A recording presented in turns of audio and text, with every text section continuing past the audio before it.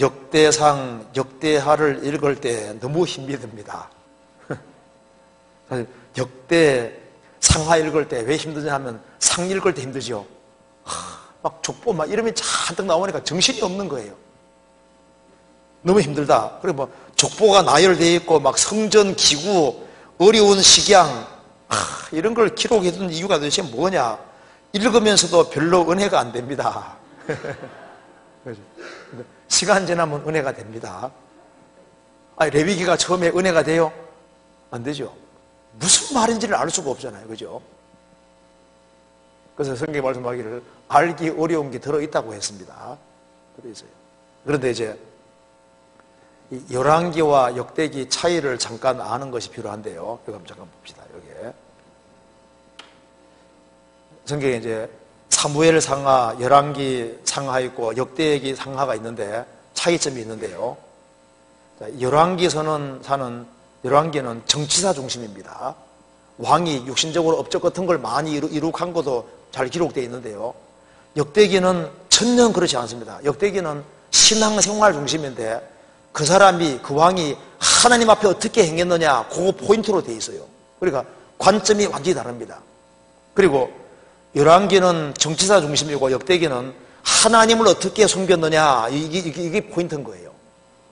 그리고 열왕기는 왕국이 얼마나 잘못했는지를 지적하면서 회개시키려고 하는 것이 목적인데, 역대기는 이제 이스라엘 그 왕국이 이제 왕국을 격려하고 새로운 충성을 다짐하게 하기 위해서 쓴 거니까 약간 이제 개념이 좀 다릅니다. 좀 달라요. 그래서 역대기는 어디에 포인트가 있냐 하면은 이제 메시아, 그리스도가 오시는 것 중심으로 되어 있기 때문에 성전이 항상 핵심으로 되어 있습니다. 이스라엘 신앙생활의 핵심이 성전에서 어떻게 행하느냐, 성전을 어떻게 유지하고 보수하고 성전에서 어떻게 행했느냐, 이걸 가장 중점으로 생각하고 있는 겁니다. 그래서 뭐 정치적으로 별일 한 일이 없었더라도 성전을 보수하고 유지하면요, 굉장히 장이 많이 할애되어 있습니다. 그리고 그 하나님께 어떻게 순수하게 예배하고 제사하느냐, 이쪽에 항상 포인트가 맞춰져 있는 거예요. 그리고 우상 숭배를 없애고 어떻게 성전 중심으로 돌아갔느냐, 이쪽에 포인트가 있는 겁니다. 그리고 역대기는 하나님을 삶의 중심에 둔 사람들을 아주 크게 부각시키고 있는 거예요. 그래서 역대기에는 열왕기에서 중요하게 생각하는 걸 천년 중요하게 안다라고 있습니다. 그래서 역대기는 성전이 국가의 중심이다, 템플이 국가의 중심인 것을 밝히고 있고, 신앙 중심의 삶은 곧 성전 중심의 삶이라는 것을 강조하고 있는 겁니다. 그러니까 역대기는 특징이 조금 다릅니다. 그래서 열왕기서에는 전쟁에서 막 땅을 빼앗아서 뭐 땅을 확충시키고 세상적으로 어떤 권세가 커지는 것도 막 부각이 막 돼 있잖아요. 성경에는 역대기는 천년극이고 아니고, 그러니까 하나님의 관점하고 인간적인 관점이 상당히 다르다는 것을 잘 보여주고 있습니다. 그리고 역대기는 자세히 읽어보면요, 도움이 되는 것이 굉장히 많이 있어요. 그래서 대충 읽으면 잘 모르는데 자세히 읽으면 도움되는 것이 많이 있는데요. 그럼 뭐 몇 개만 한번 잠깐 봅시다. 여기 역대기 1장 한번 찾아봅시다. 역대상 1장. 재미없다고 하니까 정말 재미없는지 한번 몇 군데 한번 봅시다. 역대상 1장 19절에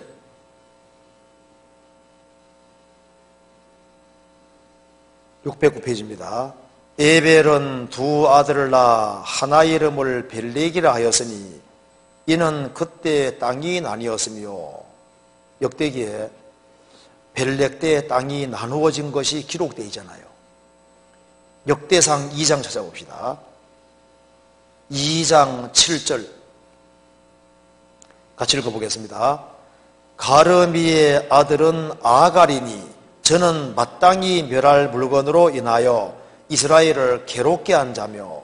자, 가르미의 아들은 원래 아간입니까? 아갈입니까? 아간이잖아요. 이게 스펠링 잘못된 게 아니라 아간인데 이름이 아갈로 바뀐 거예요. 이 아갈은 괴롭게 한다 그런 뜻이잖아요. 그래서 이 이름이 안 좋게 박힌 여기에 대표적인 케이스가 나오는데 아갈입니다. 가르미의 아들은 원래 아간인데 이름이 아갈로 바뀌었다. 왜 이름이 이렇게 바뀌었느냐? 저는 마땅히 멸할 물건으로 인하여 이스라엘을 괴롭게 한 자이기 때문에 사람들이 아간이라 부르지 않고 아갈이라 불렀고 이름이 아갈이 돼버린 거예요. 아갈. 그래서 아갈에서 아골 골짜기가 나오는 겁니다. 괴로움의 골짜기. 아갈, 아골인 겁니다. 그래서 여기에 이름이 안 좋게 바뀐 대표적인 사람이 여기에 가르미의 아들 아갈이다. 아간이 아갈로 바뀌잖아요. 그잖아요. 그럼 역대상 9장 찾아봅시다. 역대상 7장부터 봅시다. 7장 20절.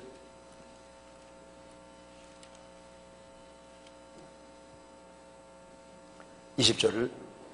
에브라임의 아들은 수델라요, 그 아들은 베렛이요, 그 아들은 다하시요, 그 아들은 엘르아다요, 그 아들은 다하시요,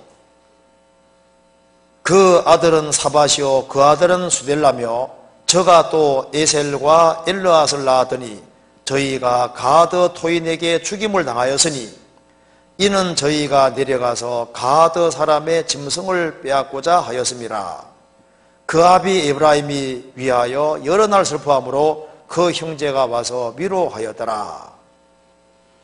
이게 에브라임의 아들들 중에 죽임 당한 사람들이 있죠. 그 아들은 사바시오, 그 아들은 수달레며 저가 또 에셀과 엘르앗을 낳았더니 저희가 가드 사람에게 죽임을 당했다. 왜 죽임 당했느냐?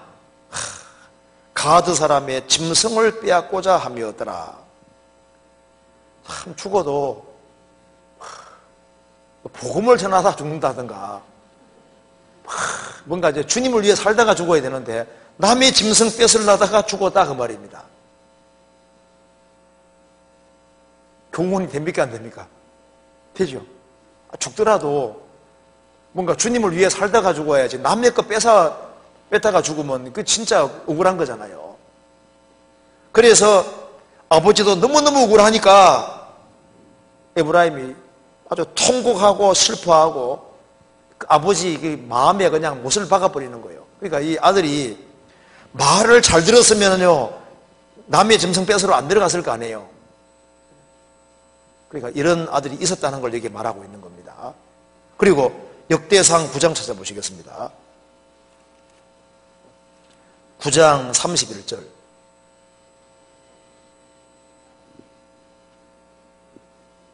제가 읽겠습니다.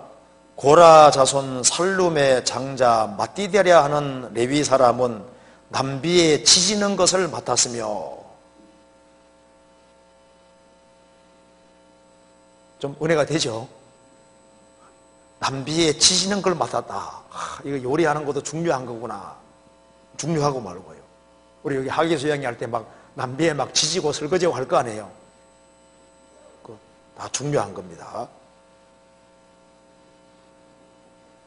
그리고 33절에 또 찬송하는 자가 있으니 곧 레위 족장이라. 저희가 골방에 거하여 주야로 자기 직분에 골몰함으로 다른 일은 하지 아니하였더라. 그러니까 주의 일이 아주 골몰하는 그런 사람도 있습니다. 역대하 3장 찾아봅시다. 역대하 3장.